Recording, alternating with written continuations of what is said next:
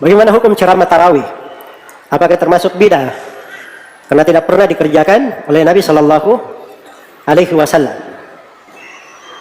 Ya, kan saya sudah terangkan ya, tidak segala hal yang dikatakan tidak dikerjakan oleh Nabi langsung berubah menjadi bid'ah. Kan tadi ada ketentuannya, diikat dengan apa? Ada konsekuensi hal itu di masa Nabi, terus ada apa? Tidak ada penghalang. Tapi yang bisa dipastikan tidak boleh itu kalau ceramah tarawih selepas sholat tarawih. Karena Nabi tidak pernah selepas sholat malam berzikir apapun kecuali hanya membaca Subhanal Malikul Kudus. Tidak ada beliau ceramah kepada sahabat dan seterusnya. Kalau kita perhatikan ini tentu saja ada sedikit kejanggalan. Bahkan bukan sedikit tetapi sangat banyak. Yang pertama, ketika dia bicara tentang hukum kultum sebelum sholat tarawih, itu kan sebetulnya sama-sama tidak pernah dicontohkan oleh Rasulullah. Tidak pernah pula dicontohkan oleh para sahabat. Lalu kenapa hukumnya menjadi boleh? Ustadz ini membawakan satu pendekatan bahwasanya tidak semua yang tidak pernah dicontohkan Rasulullah itu adalah bid'ah. Ada catatannya untuk disebut bid'ah, yaitu tidak ada konsekuensi akan menjadi wajib atau tidak ada penghalang. Nah, itu kan sudah bahasa mereka. Ada 3 hal kalau tidak salah. Satu lagi adalah adanya pendorong. Kalau kita terapkan hukum ini kepada kultum sebelum tarawih, tentu saja tidak ada yang namanya penghalang. Apa yang menghalangi Rasulullah untuk memberikan kultum sebelum tarawih? Apa penghalang para sahabat untuk memberikan kultum sebelum tarawih? Kalau memang takut diwajibkan ketika masa Rasulullah, kenapa Sayyidina Umar juga tidak menerapkan ada kultum? Nah, artinya ini memang benar-benar tidak dikerjakan di masa Rasulullah dan juga di masa sahabat. Seharusnya ya tidak boleh. Tetapi kenapa dengan menerapkan itu lalu boleh? Lebih aneh lagi ketika bicara kultum setelah tarawih menjadi tidak boleh. Karena Rasulullah setelah sholat malam tidak ada zikir-tigir, tidak ada kultum-kultum. Yang ada hanya membaca subuhun kudusun Rabbuna wa Rabbul malaikati waruh. Padahal kan sama saja. Sebelum tarawih pun Rasulullah tidak pernah mencontohkan, para sahabat pun tidak pernah mencontohkan. Nah, inilah yang saya anggap simpang siur dalam merumuskan sesuatu karena kaedahnya juga tidak kokoh. Dari sini kita menjadi bingung sebetulnya mereka memahami bid'ah itu apa. Dan jika kita lebih cermat, kita akan memahami bahwa mereka juga kebingungan menghukumi kultum ini. Di satu sisi seperti yang diceritakan oleh Ustadz ini, bahkan oleh Ustadz Firanda, bahwa memang ada di Arab Saudi itu ulama-ulama dia melakukan itu. Ada yang bilang itu momentum, ada orang berkumpul. Kalau kita bicara momentum, berarti pendekatan hukumnya adalah memanfaatkan kesempatan.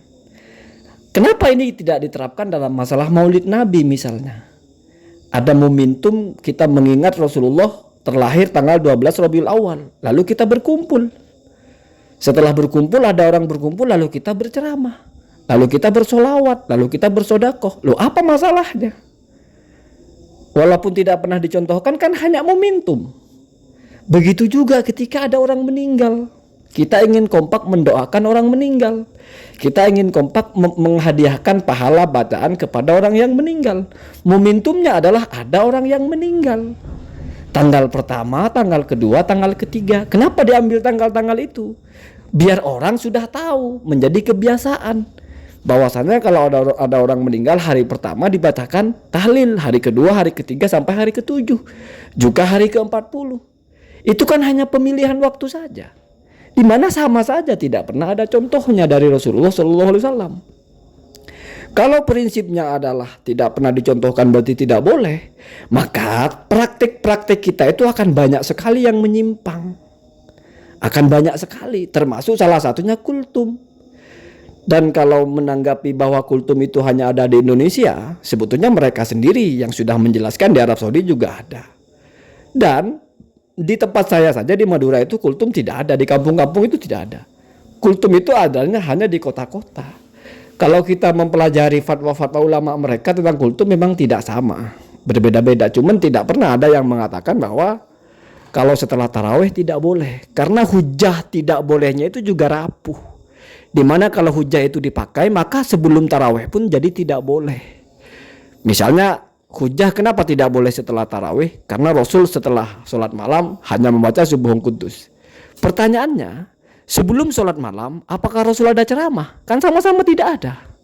Artinya kalau kita berceramah sebelum Qiyamul Lail Ramadan, sebelum tarawih itu sudah mukhtaro. Sudah sesuatu yang diada-adakan. Sudah sesuatu yang baru.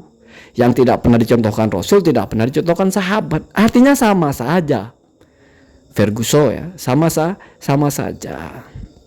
Maka dari itu, berarti pada dasarnya mereka juga tidak bisa menerapkan prinsip-prinsip mereka sendiri di semua sektor. Ketika ada kaidah yang tidak bisa diterapkan secara merata, oh berarti ada persoalan dalam kaidah tersebut.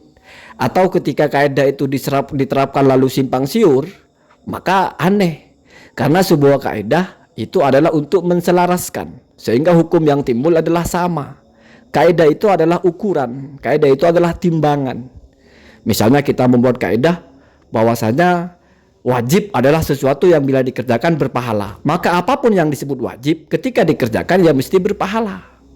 Haram adalah sesuatu yang kalau dikerjakan berdosa. Maka apapun yang dihukumi haram apabila dikerjakan, maka hasilnya adalah dia berdosa. Tidak akan lalu ada satu kaidah diterapkan kepada hukum hasilnya berbeda-beda. Tiba-tiba ada hal yang haram, hukumnya ketika dikerjakan malah berpahala. Itu kaidahnya yang aneh. Dari sini juga kita akan faham bahwa apa yang mereka rumuskan tentang bid'ah itu memang sangat rapuh karena selalu merunut atau merujuk kepada dicontohkan atau tidak. Karena kalau kita pelajari tentang bid'ah, dari mulai yang tidak membagi bid'ah seperti Asy-Syatibi, begitu juga Ibnu Rajab Al-Hambali, itu semuanya mendefinisikan bid'ah adalah yang tidak ada dalilnya. Bukan masalah tidak dicontohkan. Karena kalau masih berfokus kepada dicontohkan atau tidak, pernah ada di zaman Rasulullah atau tidak, itu masih terpatok kepada bid'ah secara bahasa. Sementara idza utliqah al bid'ah fi syariah, apabila bid'ah dalam term syariat, maka acuannya adalah bukan dicontohkan atau tidak, tetapi apakah ada dalilnya atau tidak. Dalil itu ada yang umum, ada yang khusus. Ada yang cakupannya umum, ada yang cakupannya khusus. Amalia kita berzikir, baca Quran, baca sholawat, mendoakan orang meninggal, berdoa, itu rata-rata adalah cakupannya umum. Sehingga masuk kepada seruan perintah berzikir, seruan perintah bersolawat, seruan perintah mendoakan. Tidak terbatas oleh waktu. Kalau kita memahami begitu, maka ketika ada orang tidak membagi bid'ah, berarti dia secara syariat. Ketika ada orang yang membagi bid'ah, berarti secara bahasa itu masih bisa kita terima. Ini secara bahasa iya bid'ah, tidak ada di zaman Rasulullah. Tetapi secara syariat tidak disebut bid'ah. Kenapa? Karena ada dalilnya. Sebenarnya sesederhana itu kalau kita mau berpikir waras. Semoga di bulan Ramadan ini kita berpikirnya juga waras. Allahumma hadina ahda sabil.